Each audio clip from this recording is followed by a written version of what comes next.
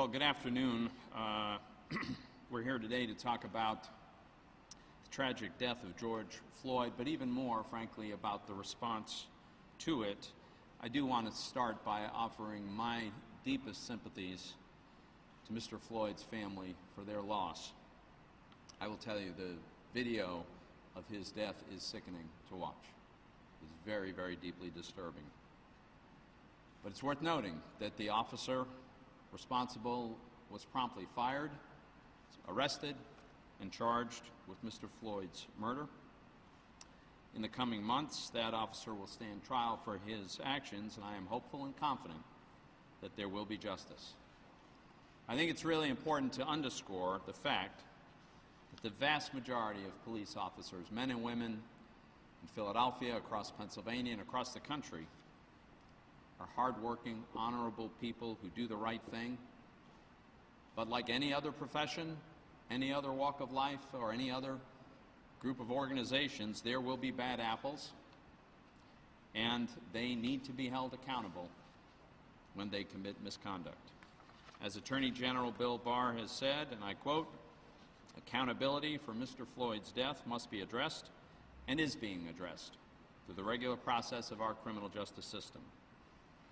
In addition, I think policymakers at all levels of government ought to make sure we're doing what we can to minimize the risk of future such events. I'm pleased that the Senate Judiciary Committee has announced they will hold a bipartisan hearing on the police use of force with the goal of finding a better way forward for our nation. I also want to be very clear. I fully understand the anger that so many people feel. I felt that anger when I watched that video. I still feel that anger. And I fully support the right of people to peacefully protest and register their concerns. Peaceful protest goes back to the beginning of this great republic. The right to do so is enshrined in the very First Amendment of our Constitution. Law-abiding Americans and Pennsylvanians and Philadelphians, they have come together to exercise that right peacefully in an effort to effect change.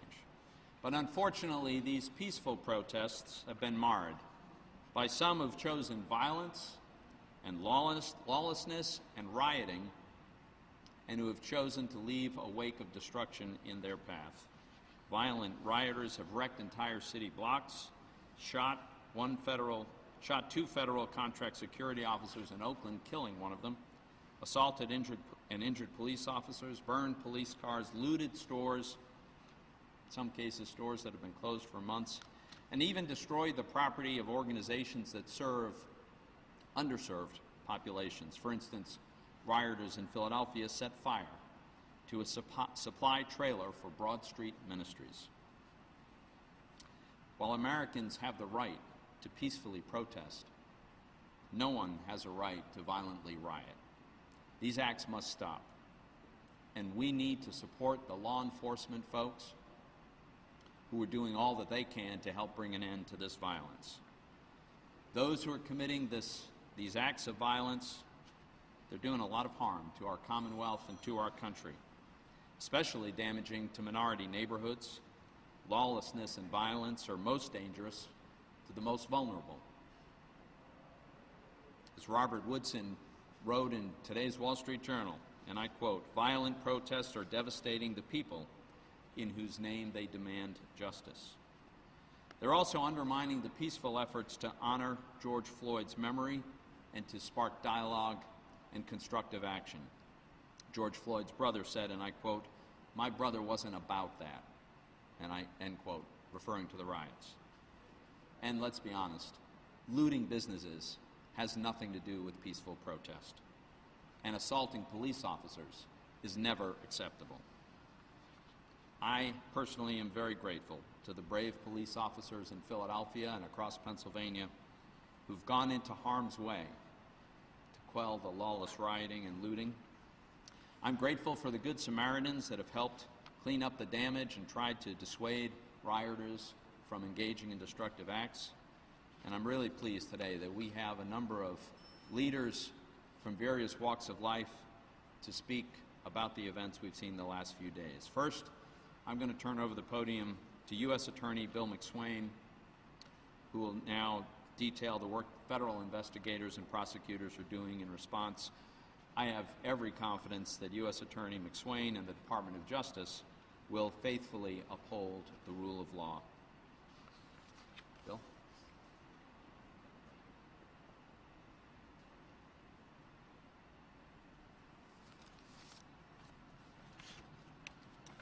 Thank you, Senator Toomey.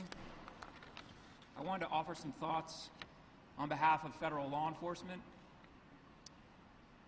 First of all, we are united as a nation in our disgust over what happened to George Floyd.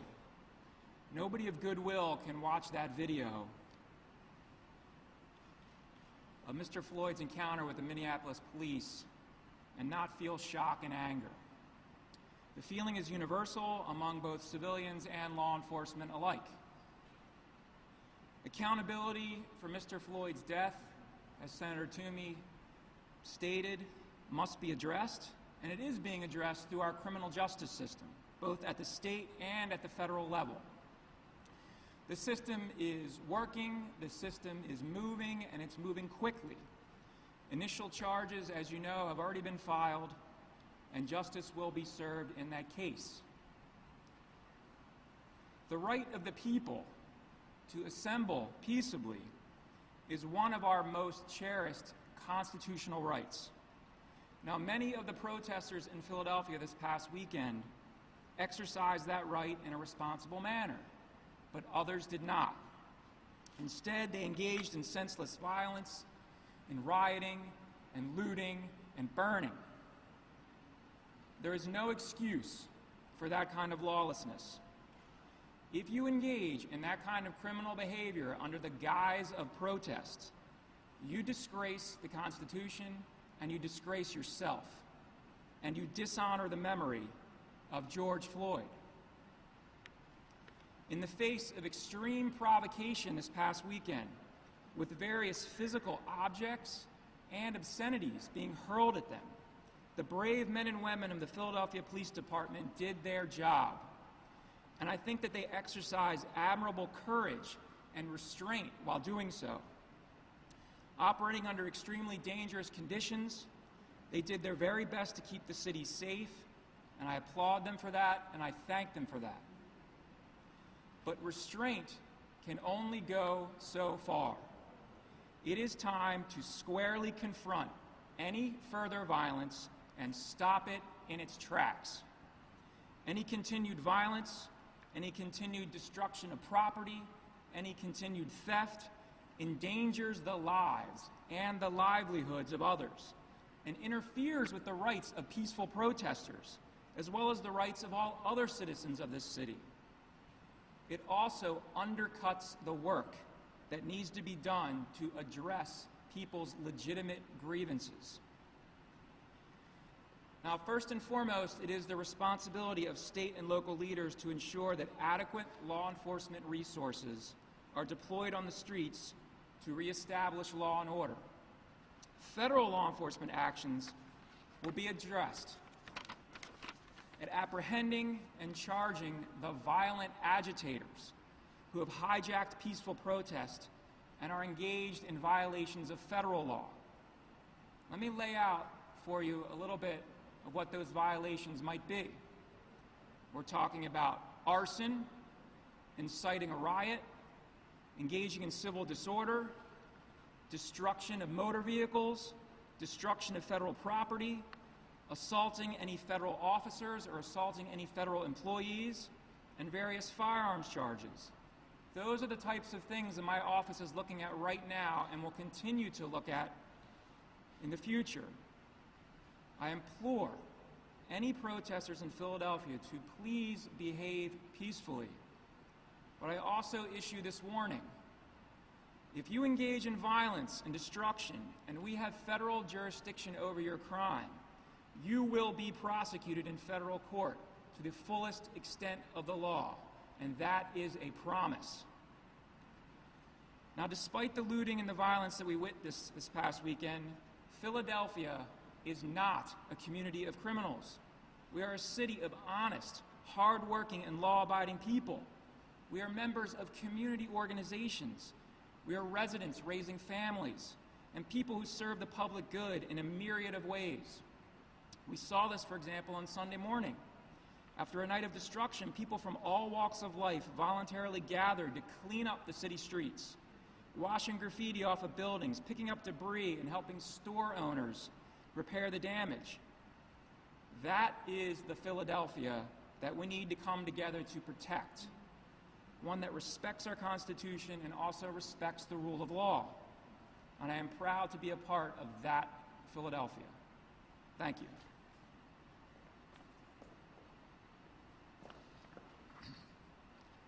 Thanks, U.S. Attorney Dick Swain. Next up, I'm going to invite to the podium FOP Lodge 5 President John Makdessi, who's going to share with us hopefully an update on the condition of 2 injured Philadelphia police officers, but also give us a sense of what these police officers are facing lately.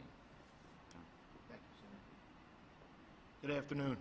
First, I'd like to thank U.S. Attorney Bill McSwain, Senator Toomey for their continued support of Philadelphia police officers and giving us the aid to be able to go out and do our jobs and protect the community. Also, State Representative Martina White, what she does for the police officers is tremendous. So that being said, with everything going on, we also are very sickened at what was taking place last week with Mr. Floyd.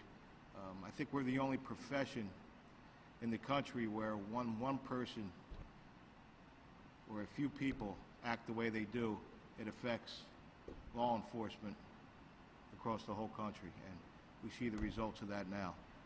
We have a number of officers who are injured, a couple dozen officers injured, one very seriously who is still in the hospital with a broken arm and numerous broken ribs, who was run over by a car just around the corner at 7th and Chestnut. We have a number of officers who have been out. This will be their 3rd day, working 20-hour days to protect the community.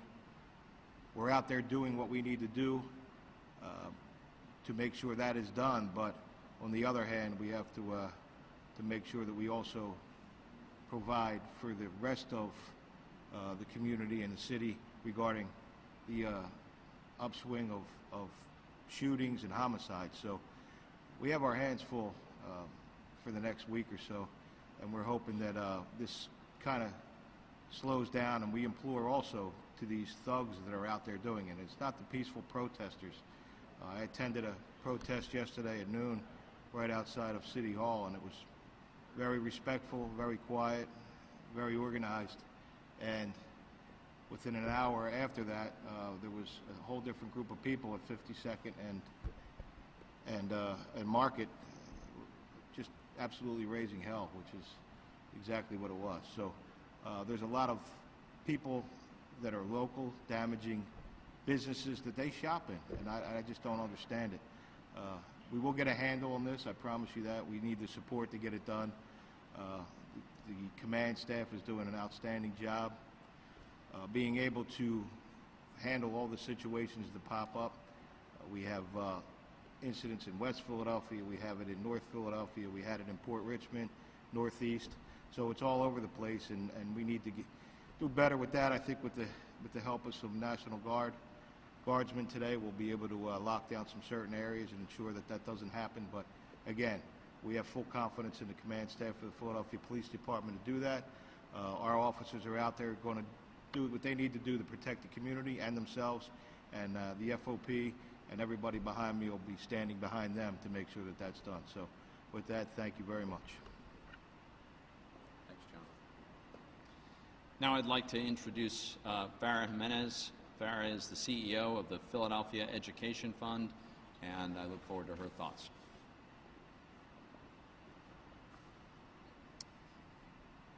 Well, the anger of our community was unleashed this weekend, but not in the riotous acts of a few, but in the peaceful protests that took place at the Art Museum and at City Hall.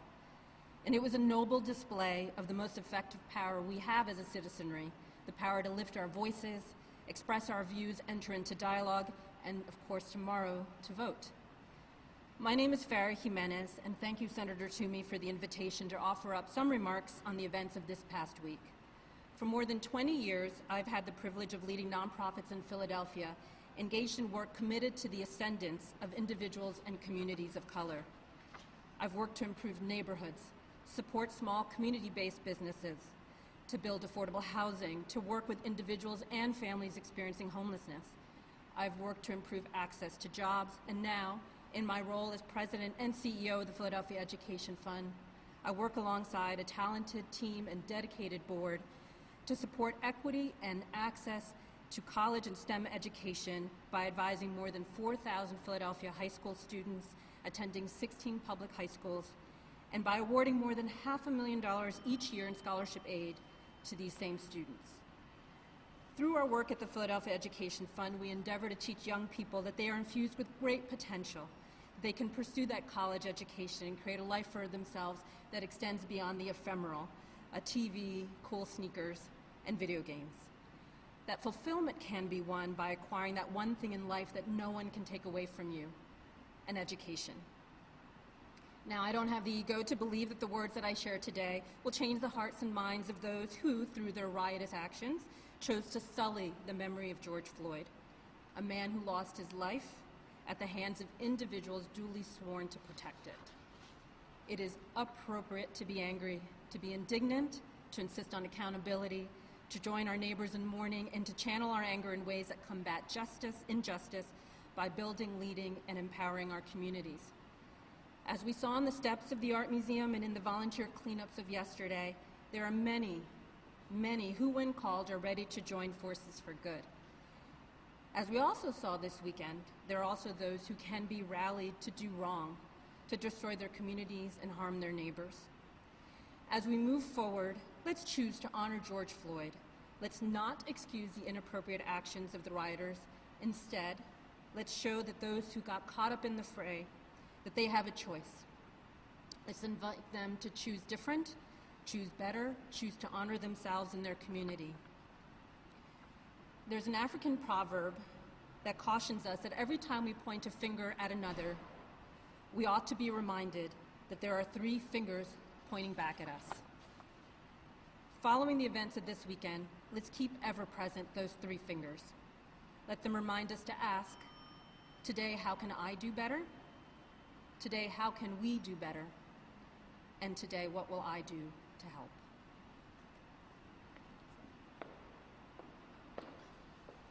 At this time, I'd like to welcome to the podium Reverend Reginald Johnson, Special Assistant to Reverend Herbert Lusk at People for People. And Reverend Johnson is here on behalf of Reverend Lusk, and I look forward to his thoughts. Good afternoon, and thank you, Senator Toomey. I stand on behalf of Dr. Herbert H. Lusk II, pastor of the Greater Exodus Baptist Church and founding and CEO of the People for People Incorporated. He would first like to offer his prayers to the family of George Floyd and the city of Minneapolis. The senseless murder of this young man is beyond words in order to express our deepest sympathy and pain felt throughout our nation. There is disorder and unrest all over our country.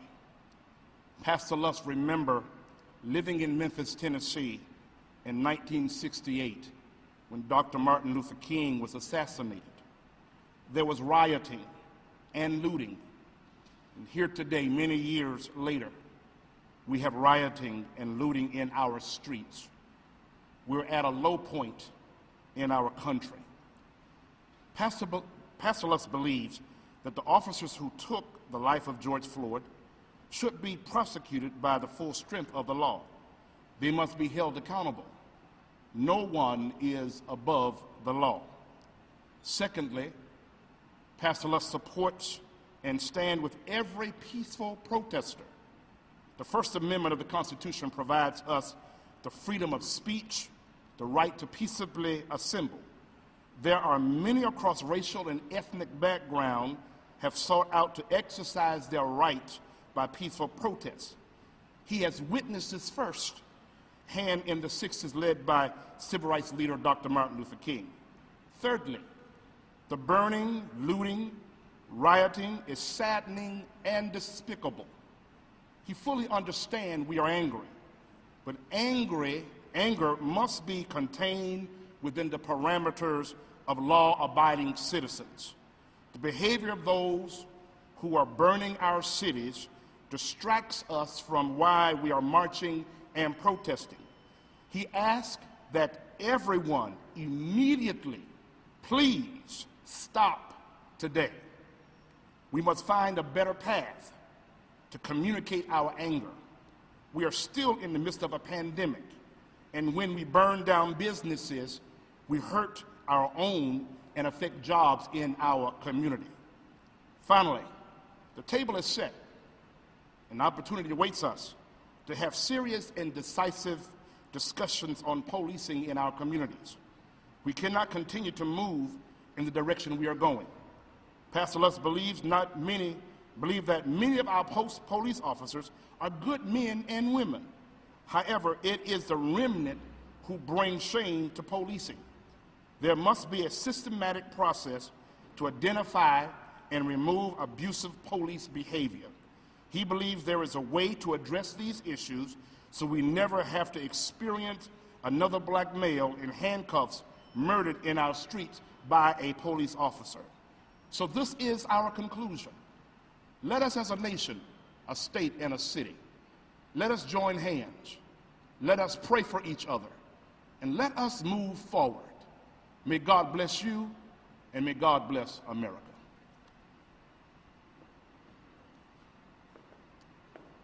Finally, State Representative Martina White is going to share her thoughts.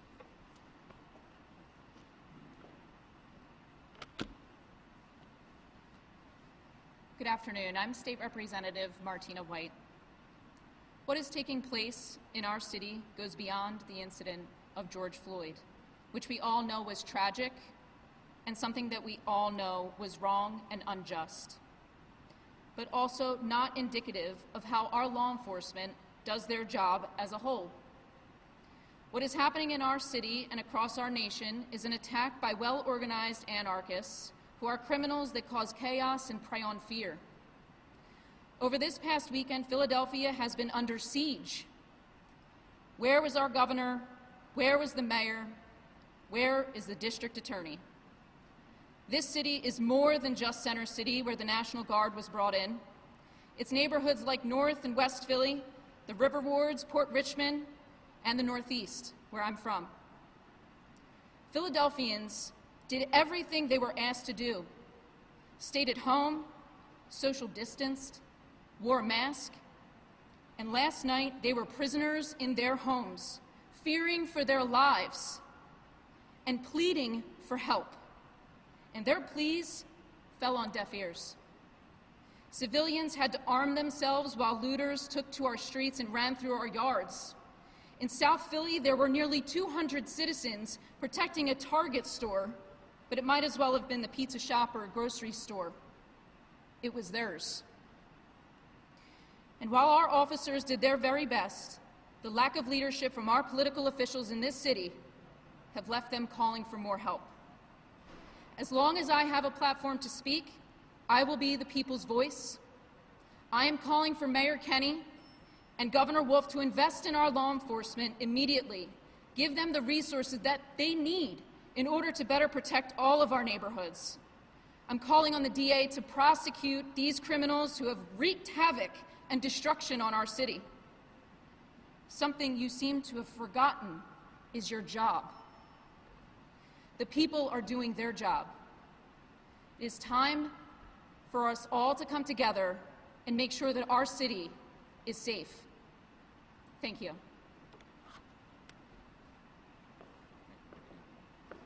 Okay, we have time for a few questions.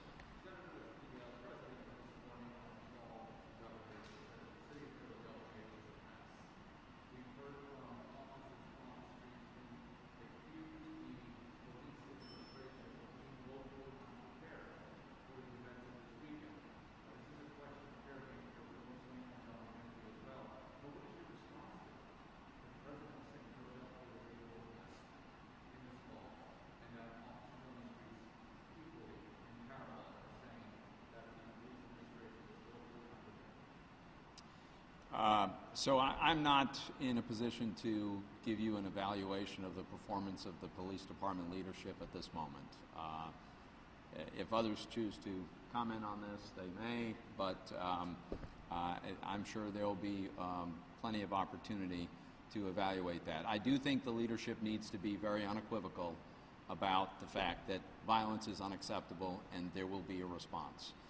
And I think that the police ought to certainly understand that the district attorney's office is going to be prosecuting the people that they bring in, and that from the commissioner through the mayor through the district attorney, that everyone is going to support a return to lawfulness. Yes, sir.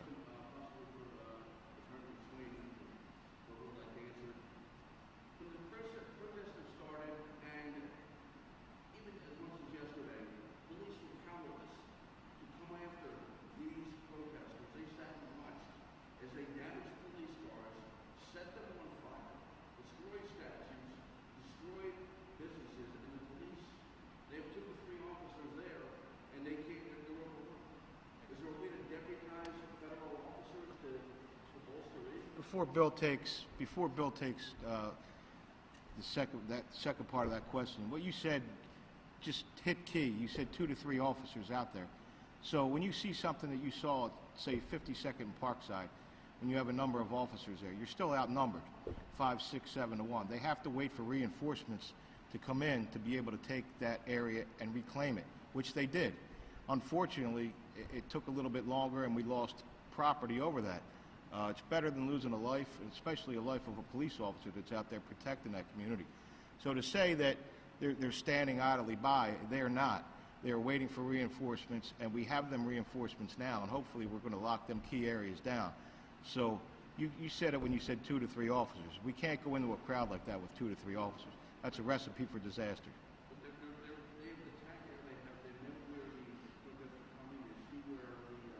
No, you see, that's logistically, we can go tit for tat all day, but that's not the case.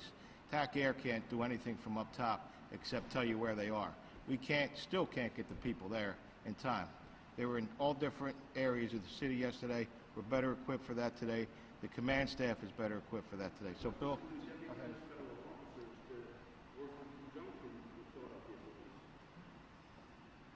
Well, first of all, like Senator Toomey said, we're not here to second-guess the local law enforcement response. And what John said, too, I think is true, is that this started out peacefully. Saturday, it was peaceful. It was peaceful at City Hall. It was peaceful at the Art Museum. And then about mid-afternoon, 4 o'clock or so, it started getting violent. And I think that the police at that point were, as I said, they were trying to exercise restraint. They were being courageous. And I think that they exercised admirable restraint when things were being thrown at them and also verbal obscenities were being hurled at them. But when you look at what happened yesterday, it was a little bit of a different strategy. I think the police were more proactive, they were more aggressive, and yesterday was better than Saturday. Certainly nobody's happy about Sunday, that there was looting spreading, and I would describe it more as opportunistic looting. It wasn't really an organized type of thing, but it was opportunistic looting in pockets of the city. But that was an improvement over Saturday, and I hope that today is going to be an improvement over the weekend. But from the federal perspective, as I said in my remarks, what we're focusing on is we're trying to identify who are the real agitators, who are the people that might be coming from outside Philadelphia to come here to cause trouble, and even who are the people in Philadelphia residents, who might be doing things like burning police cars, burning stores, inciting a riot, doing all those types of things that we might have federal jurisdiction over.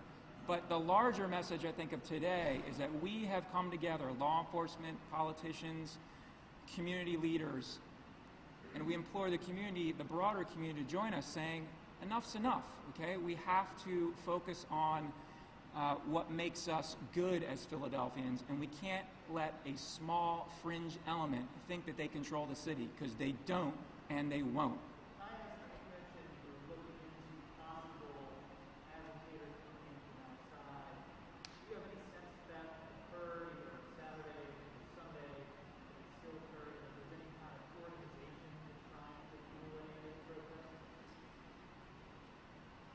First of all, I'll say that a lot of that remains to be seen, right? We're going through investigation. We're coordinating with the police. We're also doing our own independent federal investigation. For example, the FBI has intel teams and the like that are tracking certain people if they are engaging in violence.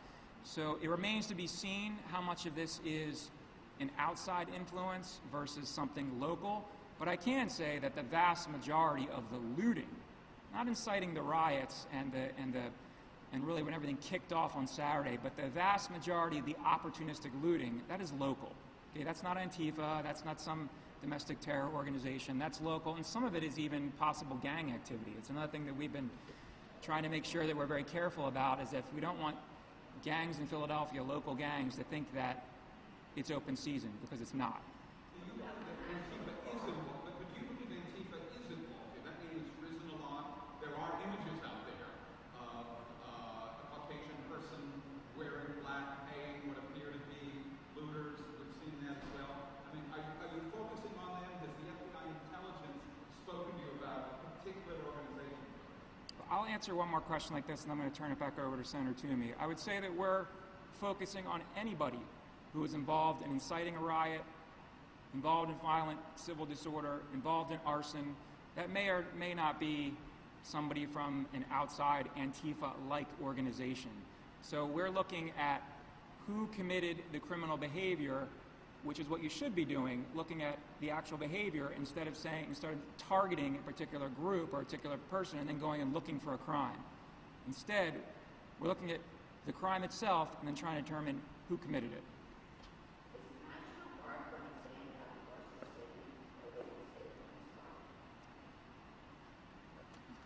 As far as I know, there's not a large number of National Guard right now. There's about 50 that came in last night, 50 more today. They're focused on Center City, but it remains to be seen. They'll go wherever they're most needed. Folks, we got time for about 2 more. Senator, you talked about, I think your quote was a few bad apples in the police force shouldn't take them. Are you certain it's a few bad apples? Or do you think, are you at all concerned that there's an undercurrent of troubled police officers throughout forces, built somehow based on resentment or something that's going on in America? You know, I think it's important to keep in mind we're a nation of over 300 million people, hundreds of thousands, maybe a million or more law enforcement officials. Sadly, every single day in America there are crimes committed, and every single day there are people who are going to be arrested for those crimes. It is inevitable that there are going to be incidents that shouldn't be happening. In my experience from the many, many police officers I've gotten to know over the course of many years, the vast majority of police officers here in Philadelphia, across the Commonwealth of Pennsylvania that I've met, are good and decent and honorable people. So no, it is my view that these are exceptions, that they are bad apples. There are bad apples in every walk of life and every profession. Those are the ones that get a lot of attention, and understandably so. But it does not convince me that this is some universal trait. Senator, are you one of the Republicans who urged the president to change his tone and to try to speak to the country in a more unifying way than apparently what some critics would say, try to divide it? So I have not spoken with the president in the last few days. I do think some of his tweets have not been helpful, and it would be helpful if he would change the tone of his message. Senator, what do you have to say to some of those who say that destruction and violence is their way of making those in power listen? Those who say that we've been having these conversations for years and it's not going to change. Yeah, those are people who just choose to ignore history, ignore our Constitution, ignore the fact that we're the most successful representative form of government in the world. The fact is, we are an imperfect country, and we are constantly striving to become a better country. People have the ability to affect change every day in innumerable ways, not the least of which is going to be tomorrow when they go and have a chance to vote on who the political leadership is going to be. To say that they somehow have no choice but to resort to violence and destruction and mayhem is completely false and unacceptable. John Makdessi, if we could ask you a couple of questions. John? Yes. We ask you a couple of questions. First, are you comfortable with the leadership of the police department's deployment of forces, particularly on the first night? I'm not going to get into deployment and where our officers are, what our command staff is doing. that's something we don't take kindly on broadcasting out to whoever may be viewing this. So. But the question of it is, unfortunately, protesters were able to leave behind the larger protest around City Hall and begin some aggressive movement. Again, I'm not going to tell you what the city's plan is, what the command staff's plan is, or what the FOP's plan is. The answer doesn't change. We're out there. We're going to make sure we protect the community as best as possible. Thank you. Thanks, guys. Thank you.